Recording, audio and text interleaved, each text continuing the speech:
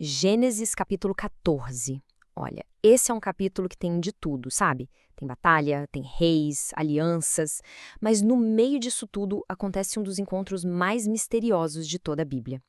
Bem no meio do caos da guerra, surge uma figura assim do nada, e a bênção que ela dá simplesmente redefine o que a vitória de Abraão significa. E a grande pergunta que fica, a pergunta que ecoa há séculos, é exatamente essa. Afinal, quem é essa figura?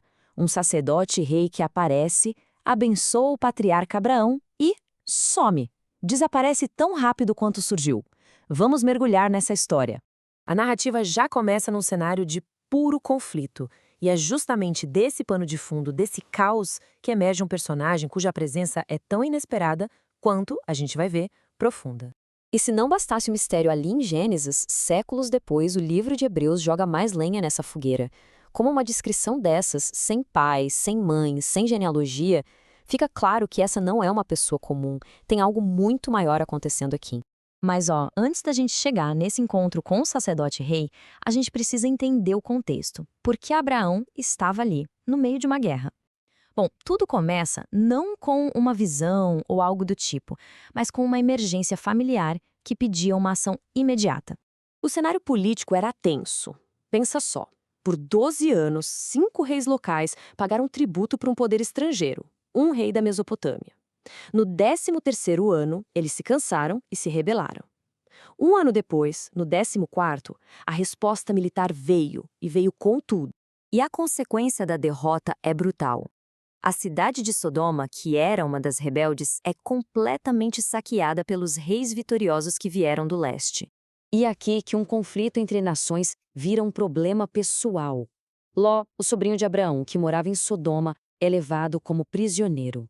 Quando a notícia chega, Abraão deixa de ser um espectador e vira o protagonista da história. E a reação de Abraão, nossa, ela revela uma força que a gente talvez não imagine. Ele não era só um pastor de ovelhas, ele era um líder poderoso, capaz de juntar um exército particular de 318 homens, todos treinados e nascidos na sua própria casa. E o mais impressionante é que ele não age de forma imprudente, não. Pelo contrário, Abraão mostra que é um baita estrategista. Ele planeja um ataque noturno, divide as forças. Tudo para surpreender e derrotar uma coalizão de reis que tinha acabado de vencer uma guerra. É a fé andando de mãos dadas com a ação e o planejamento. Depois dessa vitória que parecia impossível, Abraão está voltando para casa. E é nesse exato momento que ele se depara com uma encruzilhada. Uma encruzilhada representada pelo encontro com 2 reis muito, mas muito diferentes, cada um com uma proposta. Agora, olha que interessante o contraste aqui. De um lado, o rei de Sodoma chega com uma proposta de negócios bem pé no chão. Me dá as pessoas que eu fico com os bens. É uma riqueza material, o espólio da guerra. Do outro lado vem Melquisedeque, e o que ele oferece? Pão, vinho e uma bênção. É a escolha entre o ganho terreno e a bênção divina. Mas, afinal, quem era esse Melquisedeque? O nome dele já diz muito, né? Significa rei da justiça. E ele também era rei de Salém, que significa paz. Então, temos o rei da justiça e da paz. E o mais importante, ele era sacerdote do Deus Altíssimo. Juntar esses dois papéis, rei e sacerdote, era algo raríssimo e muito poderoso no mundo antigo. Só os títulos dele já são cheios de significado. E percebe a primeira atitude dele. Ele não chega parabenizando Abraão pela sua força ou estratégia. Não. A primeira coisa que Melquisedeque faz é glorificar a Deus. Ele atribui a vitória ao Deus Altíssimo, lembrando todo mundo ali qual era a verdadeira fonte de poder por trás daquele resgate. E a resposta de Abraão é igualmente poderosa. Ao entregar o dízimo, ou seja, a 10ª parte de tudo o que ele recuperou, ele está reconhecendo a autoridade sacerdotal de Melquisedeque. É um gesto de honra, de submissão e de gratidão. E logo depois de honrar a Deus através de Melquisedeque, Abraão se vira para o rei de Sodoma e recusa a oferta dele. A justificativa é incrível. Ele basicamente diz: eu não quero que ninguém nunca possa dizer que a minha riqueza veio de Sodoma. A minha provisão vem do Deus Altíssimo. Que declaração de fé e integridade. Olha, essa história poderia terminar aqui e já seria fantástica. Mas o legal da narrativa bíblica é que ela tem camadas. Esse encontro não foi só um evento isolado.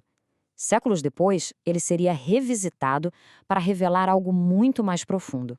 E o eco mais forte vem lá do Novo Testamento, no livro de Hebreus. E é aqui que a gente entende a dimensão de tudo. Na interpretação cristã, Melquisedeque é conectado diretamente a Jesus. A falta de genealogia dele em Gênesis é vista como um símbolo da sua natureza eterna, um sacerdote para sempre, que prefigurava o sacerdócio perfeito de Cristo. Então, o que a gente entende é que Melquisedeque funciona como um tipo, um modelo profético. Ele une esses dois papéis que pareciam separados, o de rei justo e o de sacerdote fiel. Uma combinação que só seria cumprida de forma perfeita em Jesus, o nosso rei eterno e sumo sacerdote. E as conexões não param por aí, não. O dízimo que Abraão deu estabelece um princípio de honra e sustento que ecoa até o Novo Testamento. E aqueles elementos que Melquisedeque ofereceu, o pão e o vinho, se tornariam os símbolos centrais da nova aliança na ceia do Senhor. É impressionante ver como tudo se conecta. Certo, a gente viu a história, viu a teologia. Mas e na prática? O que essa narrativa tão antiga tem a dizer pra gente hoje em dia? Quais são as lições atemporais que a gente pode tirar daqui? Bom, vamos lá. Primeiro, fé não é passividade, ela exige ação e planejamento, como Abraão mostrou. Segundo, Deus muitas vezes usa as crises para mostrar o poder dele. Terceiro, a nossa integridade é fundamental. Abraão se recusou a se associar com a riqueza de Sodoma. Quarto, a glória de toda vitória pertence a Deus. E por fim, o ponto principal.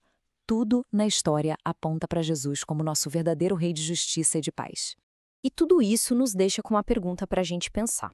Abraão se deparou com duas ofertas. Uma era uma transação, a outra era uma bênção. Uma era sobre riqueza, a outra sobre relacionamento com Deus. Em um mundo que vive nos oferecendo os bens de Sodoma, como é que a gente aprende a enxergar e a valorizar o pão e o vinho da verdadeira bênção? Fica aí a reflexão.